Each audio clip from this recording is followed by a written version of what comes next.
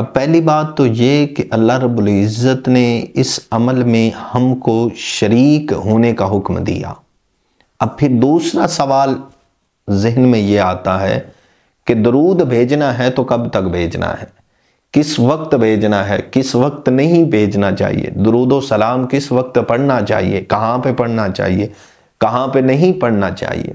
تو اس کا جواب بھی اس آیہ کریمہ میں اللہ رب العزت نے ارشاد فرما دیا۔ اس کو سمجھنے کے لیے تھوڑا سا ہمیں قرآن کی اس آیت کو گرامیٹک لحاظ سے ہمیں دیکھنا پڑے گا کہ گرامر اس میں ہمیں کیا کہتی ہے۔ اس کو تھوڑا سا سمجھنے کے لیے ہمیں عربی گرامر کو سمجھنا پڑے گا، اور بیسک اس کی جو ہے وہ ایک چیز میں آپ کو بتاؤں کہ ایک جملہ اسمیہ ہوتا ہے اور ایک جملہ فعلیہ ہوتا ہے۔ تو جو جملہ فعلیہ ہو، جو فعل سے شروع ہو، جو ورب سے شروع ہو، وہ جملہ فعلیہ، اس میں زمانہ پایا جاتا ہے، وقت پایا جاتا ہے، وہ کسی اسپیسیفک زمانے کے ساتھ خاص ہوتا ہے۔ یہ بہت قابل غور بات ہے، قابل توجہ بات ہے، اس کو سنیے گا کہ اللہ رب العزت نے کیسے اس سوال کا جواب قرآن کی اس آیت میں دیا کہ جو زمانہ، جو فعل سے جو جملہ شروع ہو اس میں زمانہ پایا جاتا ہے۔ ہم کہتے ہیں کہ میں چل رہا تھا، میں چل رہا ہوں، یا میں جاؤں گا، تو کچھ ماضی کے ساتھ تعلق ہوتا ہے، کچھ حال کے ساتھ تعلق ہوتا ہے،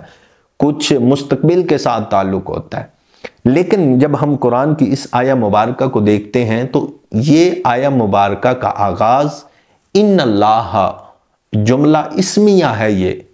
اور اس میں کوئی توہم نہیں، اس میں کوئی شک نہیں، اس میں کوئی کسی قسم کا کوئی اختلاف نہیں ہے کہ جو جملہ اسمیہ ہو اس میں کوئی فعل نہیں پایا جاتا، اور جس میں کوئی فعل نہ پایا جائے، جو جملہ اسمیہ ہو، پھر اس میں زمانہ نہیں پایا جاتا، پھر اس میں وقت نہیں پایا جاتا، پھر اس میں وقت کی کوئی قید نہیں پائی جاتی،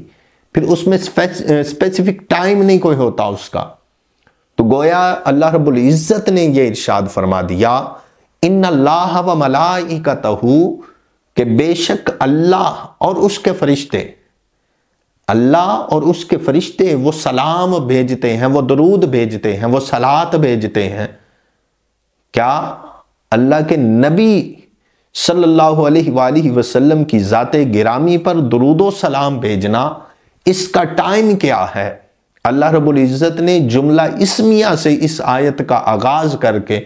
یہ فرما دیا کہ میں جملہ اسمیہ سے اس لیے آغاز کر رہا ہوں کہ اس میں کوئی زمانے کی قید نہ رہے،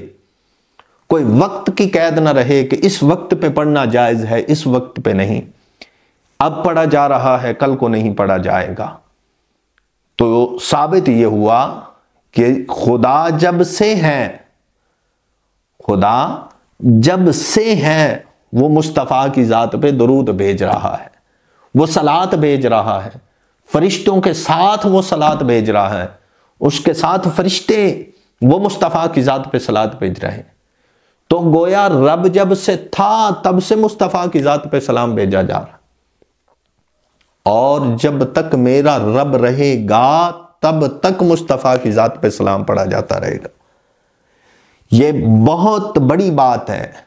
یہ بہت بڑا کام ہے، یہ بہت بڑا مصطفیٰ صلی اللہ علیہ وسلم کی شان ہے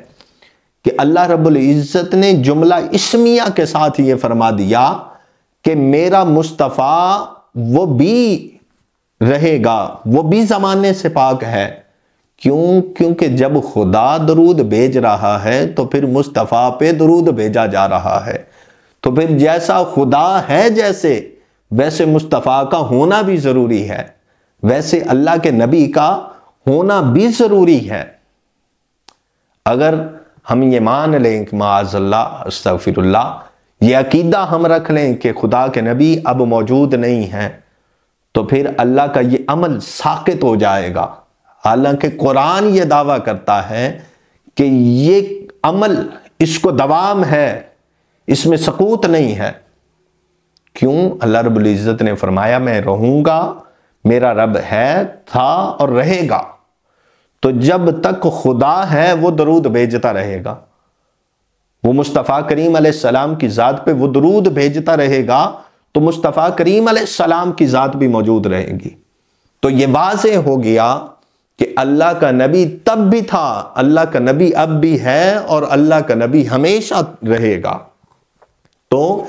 اس لیے اس درود پاک کو وقت زمانے کی قیود سے ماورا کر دیا،